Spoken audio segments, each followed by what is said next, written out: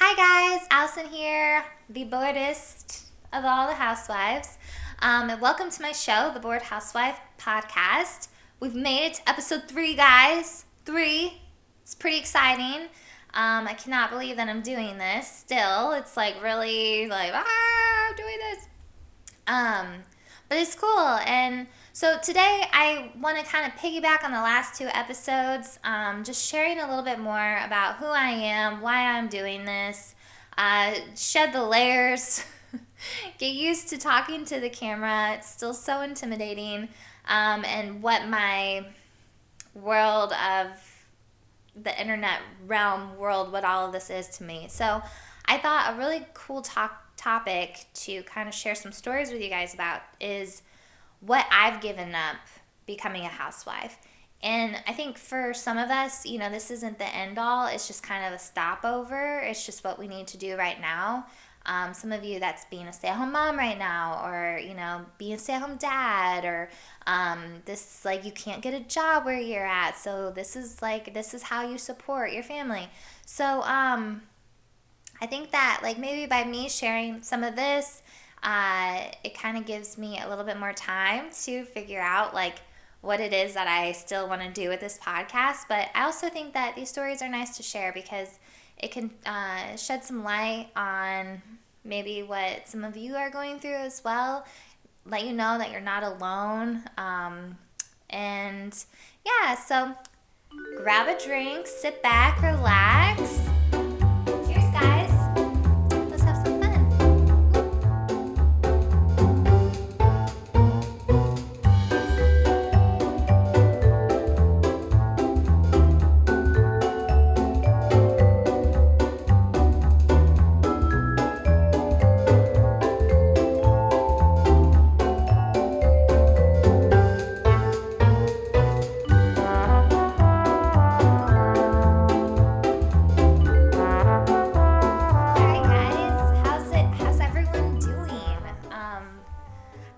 I'm feeling a lot better about these episodes. I think we're actually getting somewhere. So I wanted to start out. I don't know if you guys noticed, but I do like alcohol. Do I look drunk there? No, I'm not drunk. I don't know if you guys noticed the last 2 episodes I've had drinks with me. I really love like wine and bourbon and cocktails, and I kind of talked a little bit about that in the last episode. So I thought it'd be fun if like every episode I like share a new cocktail or something. So the first time I was drinking a rosé, I can't remember the brand. So sorry. The last episode I was drinking Basil Hayden bourbon on ice. And this time I have my Bullet Bourbon Manhattan. I'll list the ingredients here for you. I take a jigger. Oh my god, I sound so stupid right now. Okay, so it's like 1 4 ounces, so it's like a little over 3 ounces, I guess, of bourbon. I do 2 shots of bourbon, and then I do a half shot of sweet vermouth, and then I put in a little bitters. Some people like to put a cherry in there. Some people like to put some cherry liqueur as well, or sorry, not like liqueur, but like grenadine. Not even like grenadine, but those like maraschino cherries. Like you could put like a little bit of the syrup. Let's try that again. Okay, the Manhattan. So it's 2 parts bourbon, 1 part vermouth. If you like it, and then bitters. If you like it with a little bit sweeter, I recommend some cherry syrup. Or what a lot of people do is they just drop the cherry in the bottom. I didn't have any cherries, and honestly, I like mine on the more bitter side. So that's why I didn't put any in there. And then my friend, I should probably have been using 4 Roses bourbon, but I didn't have any. She gave me like this 4 Roses stone. So what's like cool about these is instead of putting ice, you like mix it with ice, but then the stone will keep your drink cold without watering it down. So cheers, guys. Let me know what you guys are drinking in the comments below. I haven't said that yet, and so I thought maybe that would be kind of fun. and we can start sharing some recipes. I think next episode or within a few episodes from now, I really want to do like a drink and cooking tutorial for you guys. I really like that. So maybe some things to come. But yeah, so let's get started.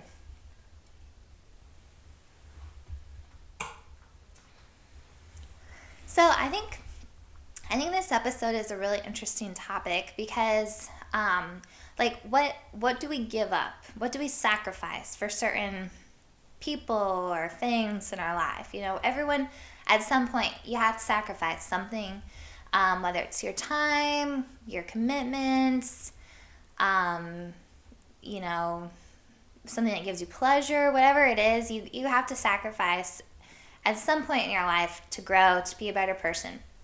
So for me, going on this recruiting duty with my husband has been a really big sacrifice because, I mean, I can't work in the film industry here. It has given me a lot of time to be a writer and whatnot, but I think it's interesting because I think more often than not, and I'm not man bashing here, okay? I love our men, so I am not man bashing. But it's interesting that more often than not, us women tend to take the back seat on things while the men go to work. And do you guys remember, okay, this is kind of off topic. Do you guys remember the Rudolph the Red-Nosed Reindeer movie? Rudolph, okay, this is the scenario.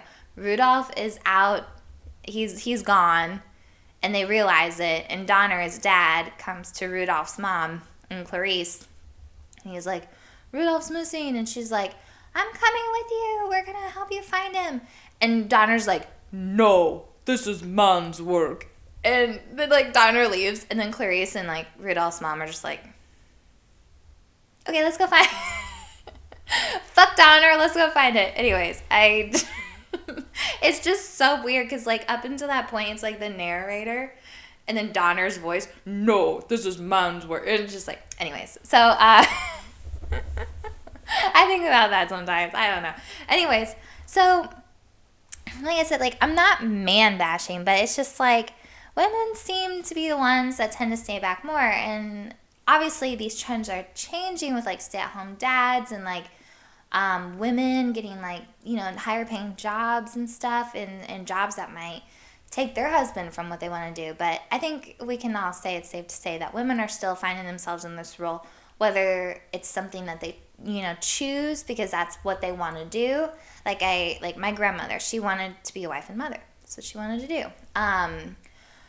Or, you know, in my scenario where it's like, you kind of just end up finding yourself here because it's like, well, I don't want to work a stupid job anymore. Like, I don't want to work just to get by job. And so luckily we're fortunate enough that I don't have to. With that being said though, like, it's interesting, like, why do women seem to do that more often? And when we first got out here, my husband and I were having a lively discussion. We don't fight. No. But this one really wasn't a fight. It was a good discussion, but it was a little heated, and he was like making points and I was making points. What we came down to, because, you know, I was like talking about women working and certain workforces and all of that. And what he said to me, which I thought was like really interesting, and again, I'm not saying that women don't do this, so don't bash and hate people, okay? I'm just saying something that is an interesting observation, okay? Men, I think, tend to do a better job sometimes of bucking up and just doing the work. So, like, my husband is out here on recruiting duty. It's not fun. There are days that he just wishes he could lay in bed and, like, you know, or go do something, like go golf or do something, like, way more fun. But he doesn't have the luxury. He has to do it. Now, if I had a job, I would have to do it too.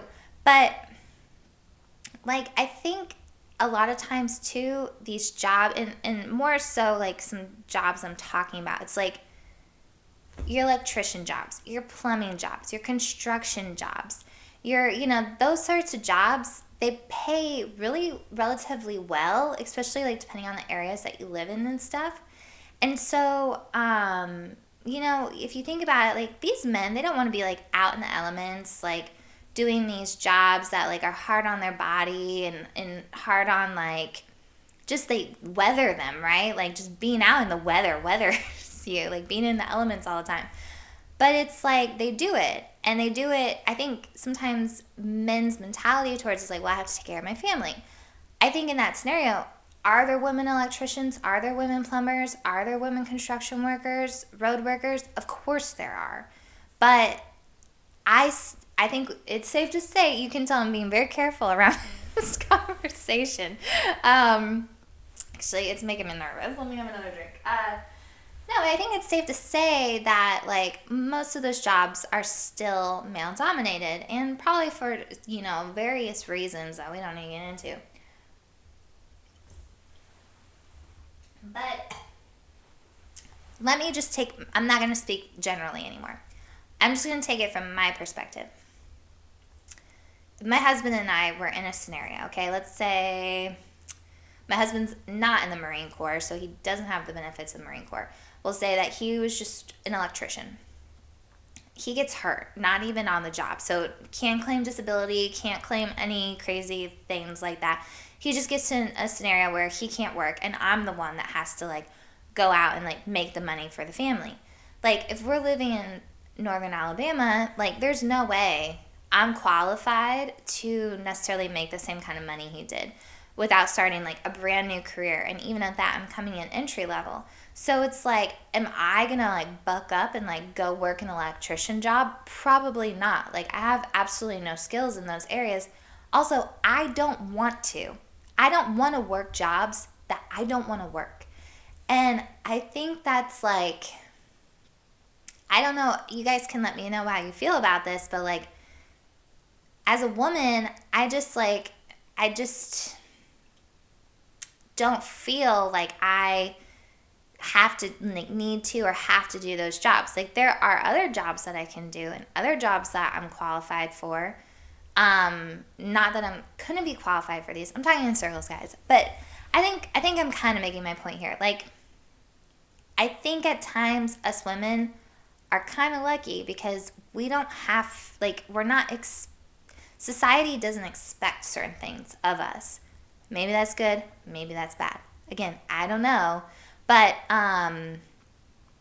when it comes to like hunkering down and doing it, like men are going to do it. And so I think that kind of leads into why women a lot of times end up taking on this housewife or stay-at-home mom role, because it's for one more in their nature to do so, to like take care of. And I really hope I'm not alienating anybody here by saying this stuff, but I just think it's just human nature and it's society, and this is kind of what we've done. I mean, all over the world you can see that men tend to work and women tend to stay home, whether they have kids or not. And so what does that mean for a millennial in the 21st century?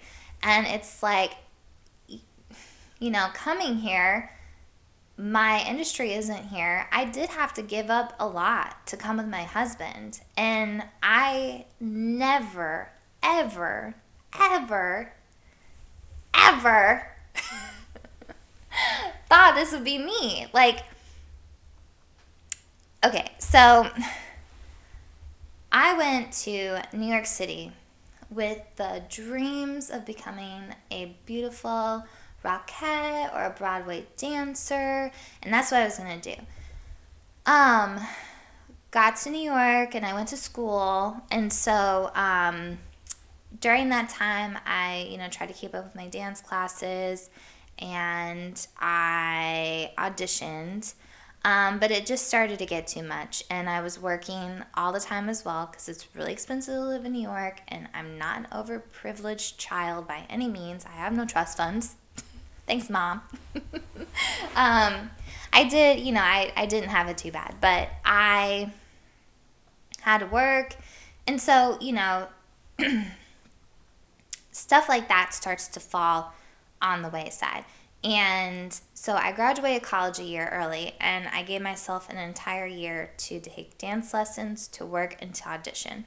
And that way, by the time that year was over, if I hadn't gotten any sort of dance job at that point, then I could reevaluate and see, is this something that I should still be doing?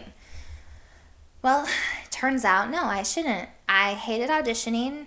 I had made some friends that I knew, like, that had gotten some jobs, and I wasn't doing bad. Like, if I would have kept at it, I really feel like I would have eventually gotten something.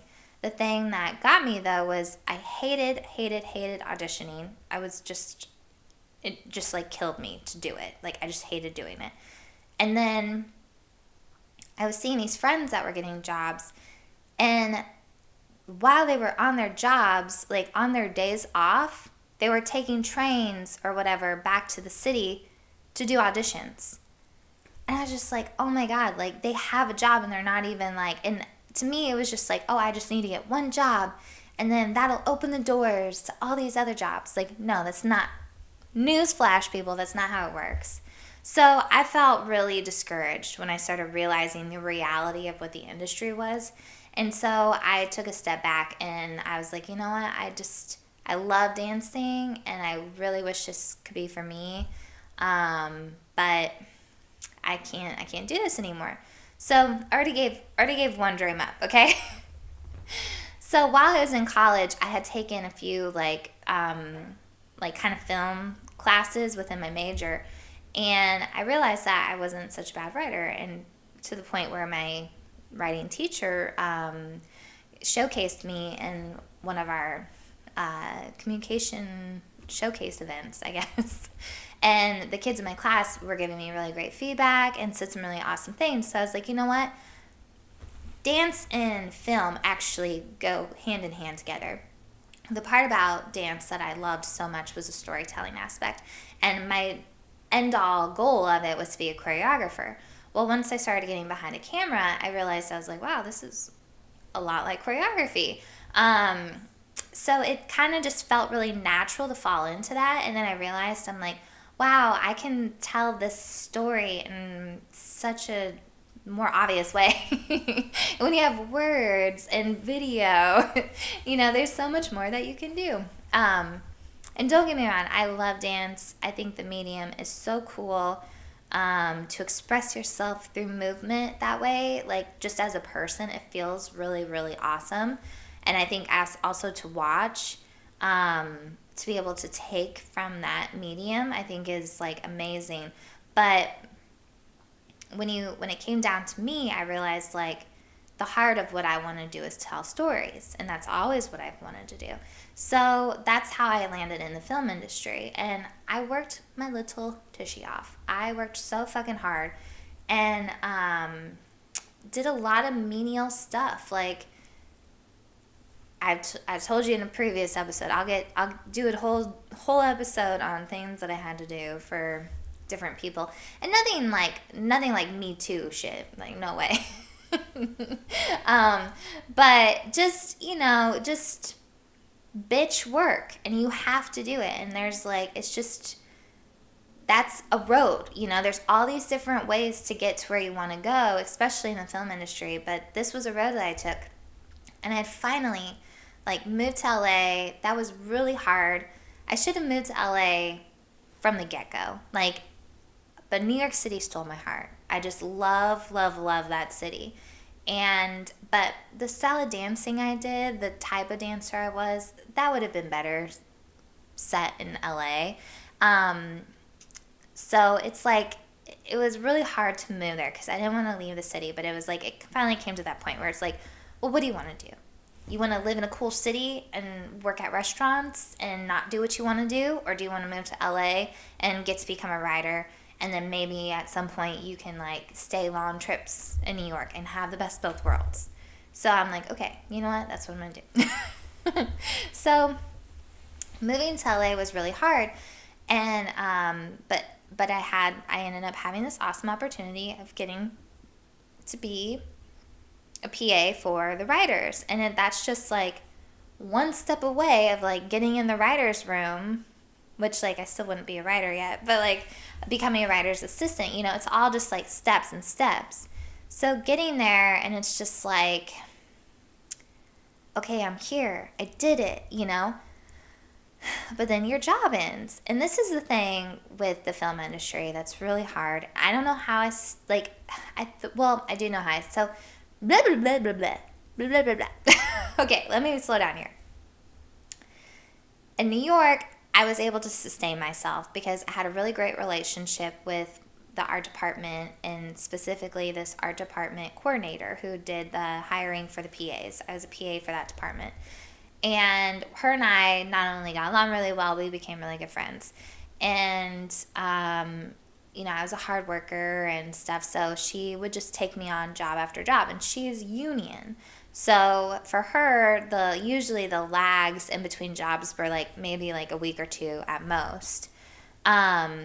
So that kept me busy while I was in New York. Well, when I moved up to the writer's PA, you know, I didn't have necessarily that same relationship with people, and writers work their asses off for like, I don't know, 6 months, however long their contracts are, maybe a little bit longer depending on the show. So a lot of times after that, they then take a break. They'll take like several months off. And whether or not your show comes back could be a factor. Like, there's just so many other factors. They're not like job hopping the same way that like my other jobs in the industry like could bring me on to another job easily. So when I moved out there, I got on the show right away, which was awesome. But then in August, the show on the writer side ended. They were done shooting it, all of that. So it went into post. Well, I didn't want to do post, but I ended up doing post because it just, you know, the universe brings you things sometimes. And I got along with the post people really well. They were actually in the same office space as the writers. Long story short, their PA quit. They asked if I wanted to come on. I didn't have a job. I said yes. So now I got my job extended another few months, and I worked for them through like the first of the year. So now the show is delivered to the production company, and you know, now I'm sitting here without a job. And around that time, my husband and I decided that, like, he asked me to marry him, and based on various reasons, but we needed to get married sooner than later because we didn't know what was going to happen with him. If he was going to go overseas, if he was going to end up doing recruiting duty, we just didn't know. And I was happy to get married to him so soon because I loved him. So why would you wait? Anyways, so we got married. So like that month, 2 months, I had to like plan the wedding, get married, and then we're still kind of waiting to find out, like, is he going to go overseas? Is he going to stay here? Him and I are having conversations like, if he goes overseas, am I coming with him? If he gets on recruiting duty, am I coming with him? Like, there's just all this unknown. And meanwhile, I'm sitting there and I'm like trying to get, like, make meetings with people, trying to like get interviewed, and like no one's hiring because there's like very specific times of the year. Every once in a while I get like a fluke show that starts like at a random time. But most of the time the years kind of go on a season. Or shows go on a season. So it's like I'm kind of in this lull. Like, I can't get a job. And that's kind of when I first became a housewife. Because here I am sitting, and at this point I moved down to Oceanside with him. So I'm about, like, on a bad day, like about 3 hours away from LA, like with traffic and everything. So it's not horrible. I'm still in a proximity to the city where if I had gotten hired on something or needed to take a meeting, it wasn't hard. But it just, there wasn't a lot of opportunities going on. So I was like, okay, and I started falling into this routine, and I was writing at the time, so I felt like, okay, I'm still being productive in my art, and I'm still, pursuing people to have meetings and doing all these things, But then it's like, oh, I'm cleaning the house and I'm doing the laundry and I'm making dinner. And, you just kind of like, you want to make yourself feel useful. Like, I don't want to just be a bump on the log all day and then my husband like work a full day, and especially my new husband, and then come home to nothing, and like I'm doing the grocery shopping, I'm running the errands, like just doing all this stuff. And so I found myself in this very interesting new role. And another thing was I never cooked really before I got married. And my husband and I had a real heart-to-heart about this. And he was like, you don't have to make gourmet meals, but like if I'm working and you're not, like I kind of, like my expectation is that you're going to cook. And that was kind of a hard pill to swallow. At first I was like, okay, like, oh, well, what am I? Just like a housewife now? But like he put it in perspective and he was like, if you were working and I was working, we would take turns cooking. If you were working and I wasn't working, I would cook. So I was like, okay, so it's not just because like I'm the woman at like get in the kitchen, bitch, and make me a sandwich, like it wasn't that. It was like, it was just like, let's look at the duties here and like let's look at where everyone is at. I'm at work all day. Wouldn't it be like if you were at work all day, wouldn't it be nice to come home to like a hot meal? And not that I have to have like dinner on the table at a certain time, but just that I would take care of that. So I was like, you know what? I understand that. And I agreed. That was fair. So I got on Pinterest and I started looking up recipes, and it was a real learning experience. And I didn't eat very, very much at the time. Like I didn't eat like a lot of different meats, or like I was very picky. Okay, I was a very picky eater. And so my husband is not, and he's one of those guys, he likes to have like a meat with every meal. So I really had to broaden my horizons because you can only eat chicken like so many times in a week. And it's like, okay. So that's where my like new love for cooking actually started, because as I did it more, I got better at it.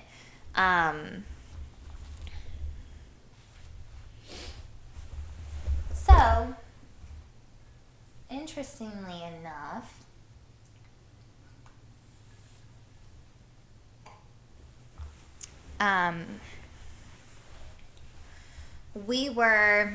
so it finally came out that yes, my husband's going on recruiting duty, no ifs, ands, or buts about it. And we were leaving, he went to school, he started school in July, and he had to check in by October. So he had like a few months of school, and then we took a whole month off to do like a big, crazy national park America country tour, which was really awesome. I'll tell you guys about that trip sometime. Highly recommend seeing this beautiful country that we live in. We are really blessed with all the landscapes that we have. But, so right before he starts recruiting school. So at this point, we've had many conversations. It's now been since January since I've been hired for a job. And also just talking about what kind of job am I willing to stay back for? What kind of job would I be willing to give up? And I don't want to sound like a snob, but being the writer's PA, like I'm the bitch of the office, and it's a hard job to get. Getting people coffee is surprisingly a hard job to get. It's just an industry job, like a foot in the door industry job. And so, it's very coveted, and if you do a really good job, then people like you and they want to promote you because that's, how they got promoted or whatever it is. It's like, it's cool. The community is cool because, like, once you start to make a name for yourself and you can prove yourself in certain ways, people want to take you on because people like to work with cool people. So, anyways, it had just been such a lull. And around, I think June, I get a call from one of the assistants that I worked with, and she was going on the show, and she wanted to hire me as a PA. And I was like, is there any chance I could be the writer's assistant. And she was like, no, the showrunner is actually, she's like, that's how I have this job, because the showrunner is promoting his personal, like his assistant to writer's assistant, and I'm becoming his assistant, and I want to hire you as a PA. And I went back and forth for a while on it, but it was like, what am I giving up to be the coffee bitch, the lunch bitch? Like, what am I, again, it's an amazing opportunity in some instances, but I've done that job. And you just have to start like weighing what's important and what's not. And so I told her no. And I was like, I could have started the job and worked a month or so and then quit on her, but I didn't think that was fair. And I didn't think that would give me a very good reputation, knowing like that I went into a job knowing that I was going to quit, because it's like, it's a pain in the ass to have to find people last minute and find good people last minute. So I didn't want to do that to her, because she's also someone I would consider a friend.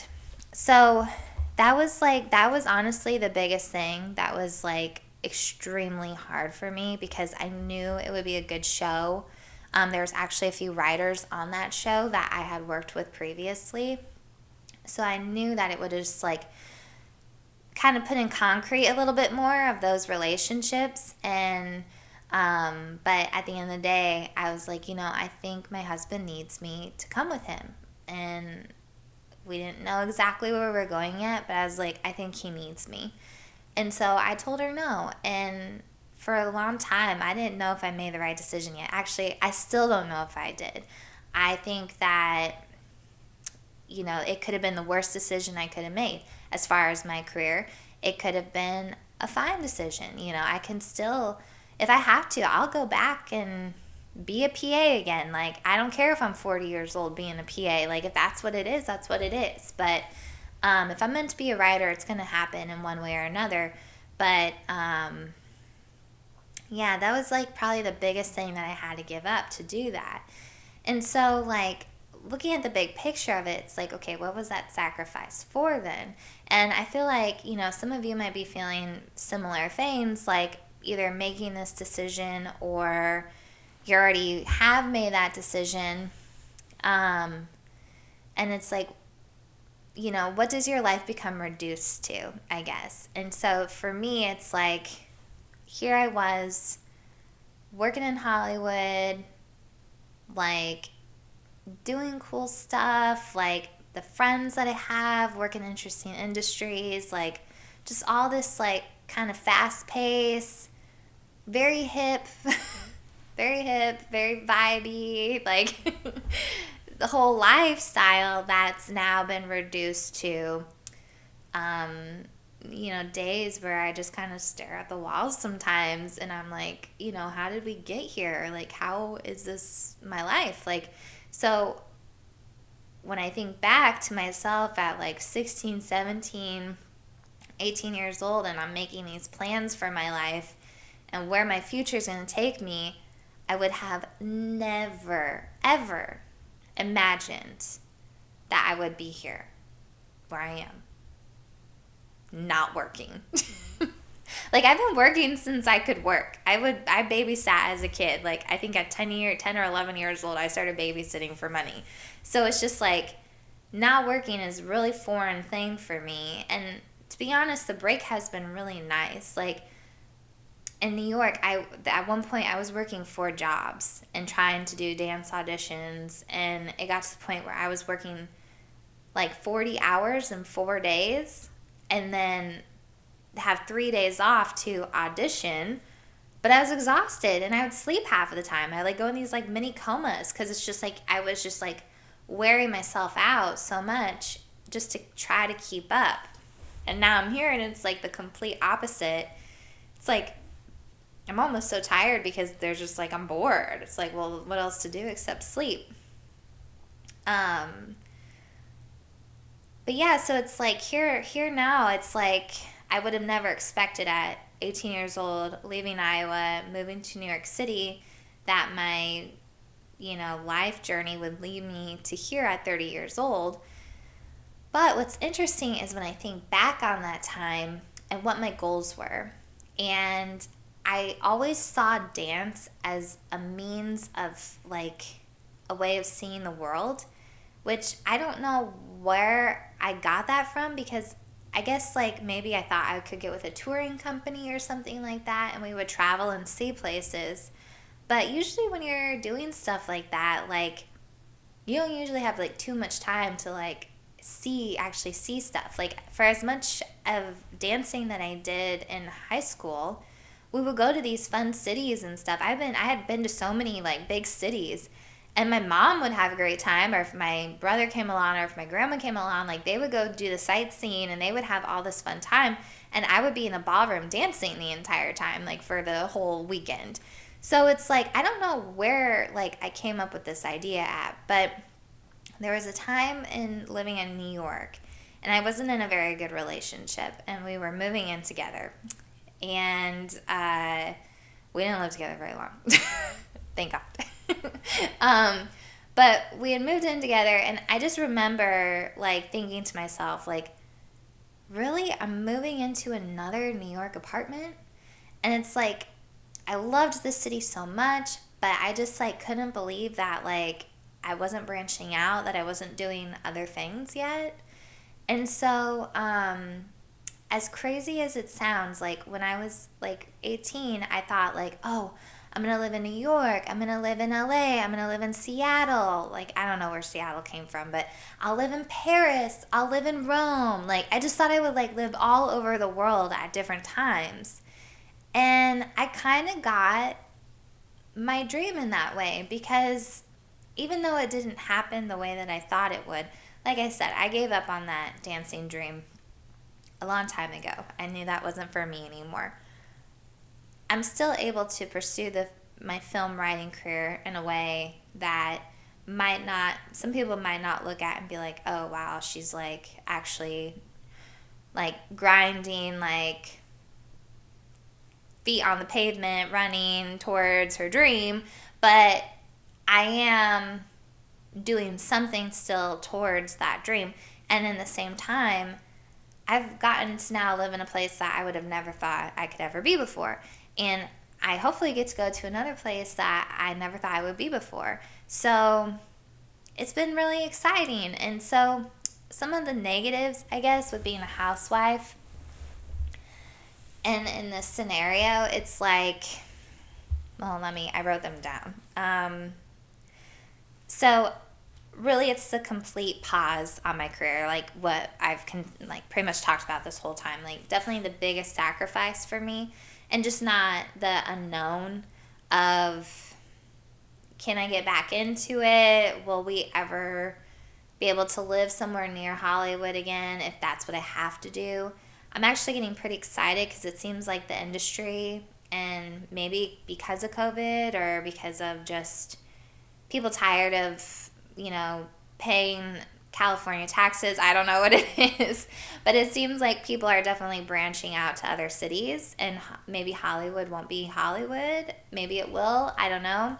But I'm open to the idea of maybe going to another city and still being able to like pursue something. But yeah, so just that unknown and the pause is scary and frustrating sometimes, because you see your friends or colleagues, like your peers on social media, and they're doing stuff, and it's like, wow, like where would I be if I was still there? But I try not to think of that, and I try to focus on the positives.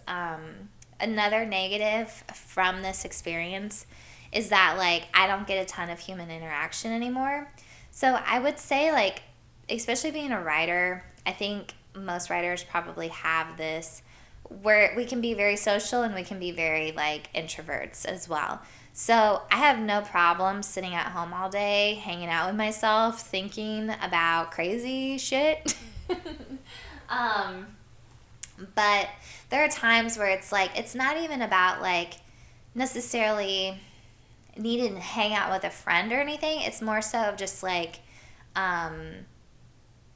just being around people, I guess. And it's different than just being like, oh, let's go meet up with our friends and have dinner or get drinks or whatever. It's like, that's a different relationship and atmosphere in an office space or when you work with people.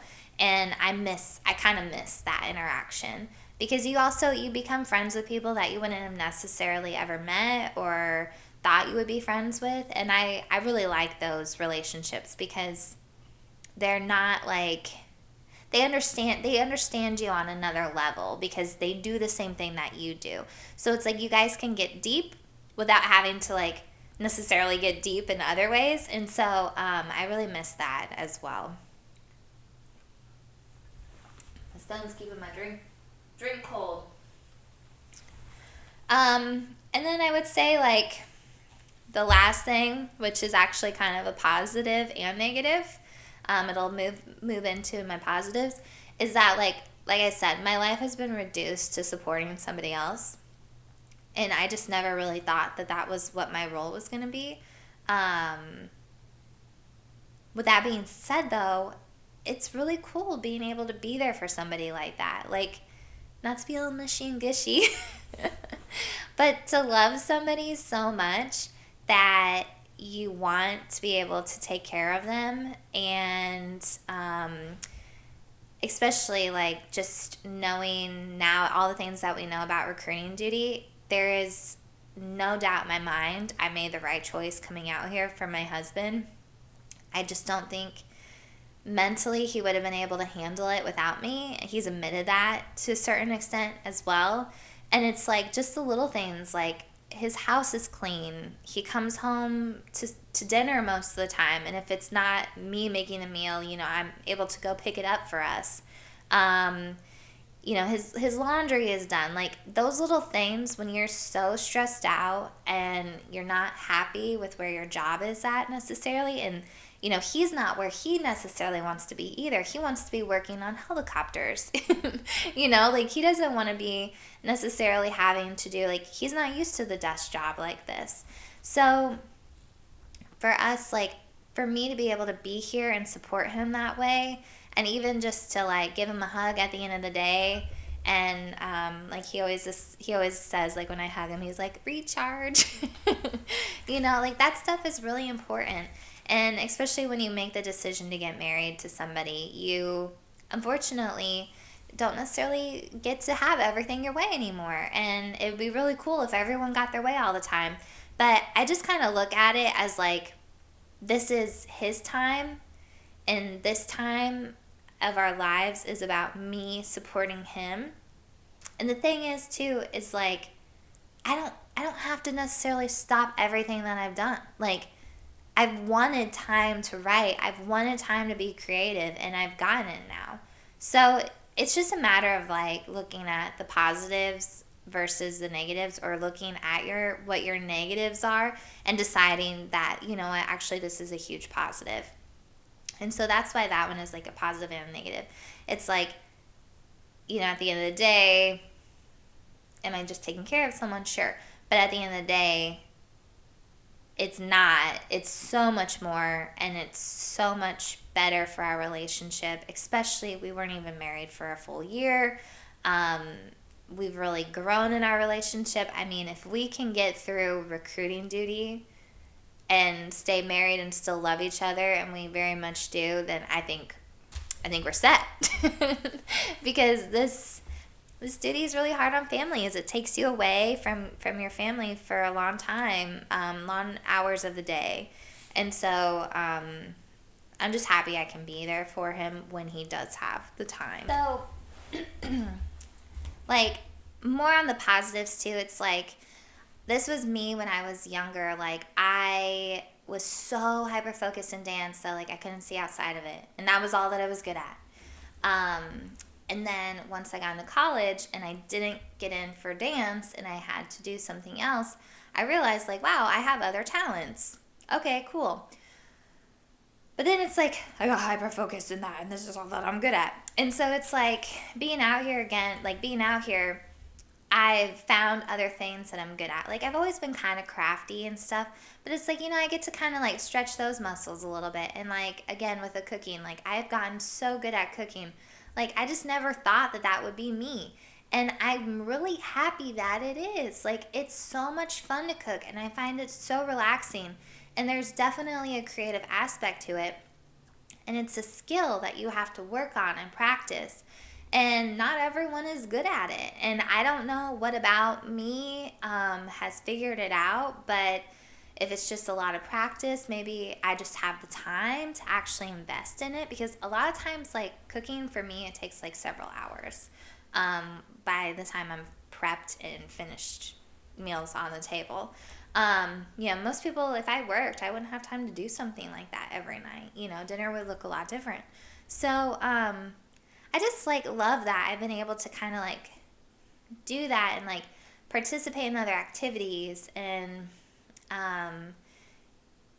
that stuff's important, because sometimes we just get stuck in our own little worlds, and this has definitely, being in the position that I am, sacrificing all that I've had, has like opened my eyes to a whole lot of stuff.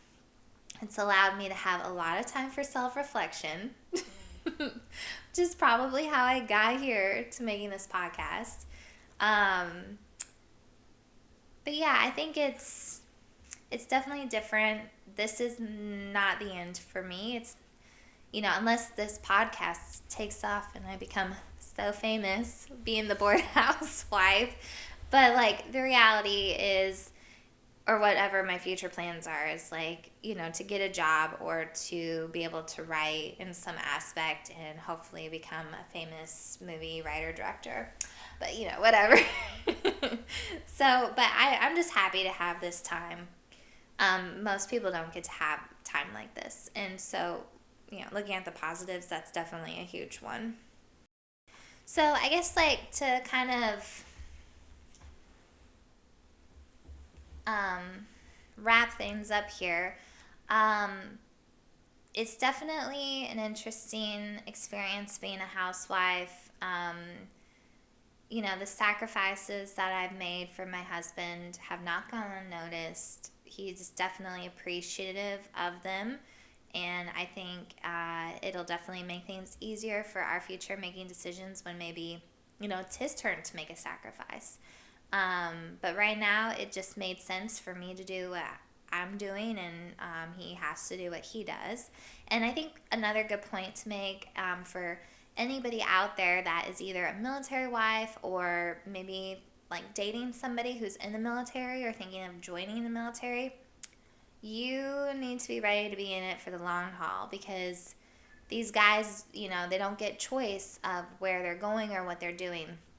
And unfortunately, too often in the military, you see women not handle those transitions very well, or not handle the deployments very well. And I know it's really hard to be away from somebody that you love, but it just comes with the territory. So it's like, definitely wherever we go next, I'm getting a job, because he will be going on deployments. And I think it's important that I have a community and something of interest to keep me busy, because otherwise, like, it would be really depressing for me to just be sitting at home. And then, like, at least now I know he's coming home at the end of the night. Even if it's like 10 o'clock, I know he's going to be home at the end of the night.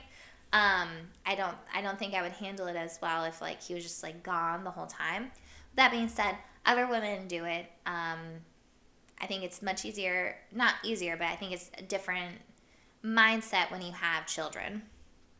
So if you're a stay-at-home mom and your husband's like going away, even if it's like, for business trips, if your husband's not in the military, but his business takes him places a lot, it's like that time is hard. So, but I hope my stories today helped some of you out there or gave people perspective.